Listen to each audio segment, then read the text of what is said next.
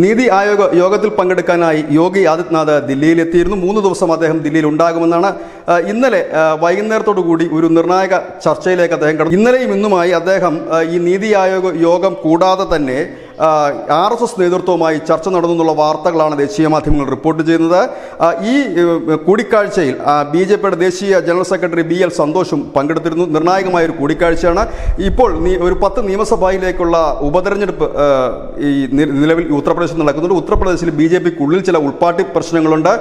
ഇടഞ്ഞു നിൽക്കുന്ന അനവധി നേതാക്കളുണ്ട്. ഏതായാലും RSS ആണ് ഇപ്പോൾ ഉത്തർപ്രദേശിലെ കാര്യങ്ങൾ നിയന്ത്രിക്കുന്നതും ഈ പ്രശ്നങ്ങൾ ഇടപെട്ടിരിക്കുന്നതും. അവർ ഒരു സൈഡിൽ ചർച്ചകൾ മുൻപോട്ട് കൊണ്ടുപോവുകയും മറുഭാഗത്ത് നേതാക്കളോട് പരസ്യ പ്രസ്താവനകളോ മറ്റൊന്നും നടത്തരുതെന്ന് പറയുകയും ചെയ്തു. അതിന് തൊട്ടു പിന്നാലെയാണ് യോഗി ആദിത്യനാഥ് RSS നേതൃത്വവുമായി കൂടിക്കാഴ്ച നടത്തിയിരിക്കുന്നത്. ആ യോഗി ആദിത്യനാഥിന് ഈ ഉപതെരഞ്ഞെടുപ്പിൻ്റെ മുഴുവൻ ചുമതലയും നൽകി എന്നാണ് ഇപ്പോൾ പുറത്തു വരുന്നവരും. അതല്ല, യോഗി ആദിത്യനാഥ് തന്നെ തനിക്കിതിലെ ചുമതലകൾ നൽകണമെന്ന് ആവശ്യപ്പെട്ടതായും ഒരു വാർത്തകൾ വരുന്നുണ്ട്. കാരണം ഈ തെരഞ്ഞെടുപ്പ് 10 സീറ്റിലേക്കുള്ള തെരഞ്ഞെടുപ്പ് BJP സംബന്ധിച്ച് നിർണായകമാണ്. നിലവിൽ ഈ 10-ൽ 5 സീറ്റ് സമാജ്വാദി പാർട്ടിയുടെയും 3 സീറ്റ് BJPയുടെയും 1 സീറ്റ് BJPയുടെ സഖ്യകക്ഷിയായ നിഷാദ് പാർട്ടിയാണ്. നിഷാദ് പാർട്ടി ഇപ്പോൾ BJPയുമായി അത്ര സുഖകരമായ ഒരു രീതിയിലല്ല പോകുന്നത്. മറ്റൊന്ന്, BJPയുടെ NDA സഖ്യത്തിലേക്ക് ഈ ലോക്സഭാ തെരഞ്ഞെടുപ്പിൽ വന്ന RLD എന്ന് പറയുന്ന പാർട്ടിയാണ്. അങ്ങനെ 10 സീറ്റാണ്. ആ 10-ൽ 5 പ്രതിപക്ഷമായ, അതായത് സമാജ്വാദി പാർട്ടിയുടെയും 3 BJPയുടേതും ബാക്കി 2 BJPയുടെ സഖ്യകക്ഷികളുടേതുമാണ്.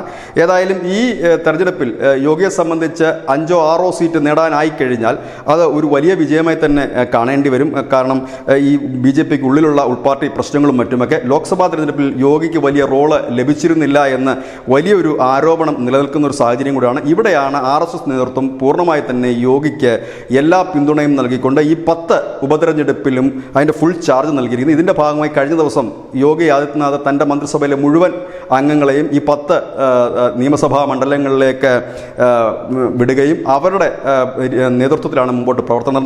ആ മന്ത്രിമാരെല്ലാം തന്നെ 10 നിയമസഭാ മണ്ഡലം ക്യാമ്പ് ചെയ്താണ് പ്രവർത്തിക്കുന്നത്. കഴിഞ്ഞ ദിവസം ഞങ്ങൾ ന്യൂസ് ഇന്ത്യ മലയാളം ഏതൊക്കെ മന്ത്രിമാരാണ് എന്നും എത്ര മന്ത്രിമാർ ഓരോ മണ്ഡലത്തിലുണ്ടെന്നും സമഗ്രമായി തന്നെ ഒരു വാർത്ത ചെയ്തിരുന്നു. ഏതായാലും ഇപ്പോൾ യോഗിക്ക് പിന്നിൽ അടിയുറച്ച് നിന്നുകൊണ്ട് ഈ 10 ഉപതെരഞ്ഞെടുപ്പ് നേരിടാൻ എല്ലാവിധ പിന്തുണയും നൽകിയിരിക്കുന്നു. യോഗിക്ക് പൂർണ്ണ ചുമതല നൽകുകയും ഈ ഉപതെരഞ്ഞെടുപ്പിന് ശേഷം സർക്കാരിലും പാർട്ടിയിലും മാറ്റങ്ങൾ ഉണ്ടാകുമെന്നൊരു സൂചനയും BJP ദേശീയ നേതൃത്വം നൽകുകയുണ്ടായി. News desk news India Malayalam.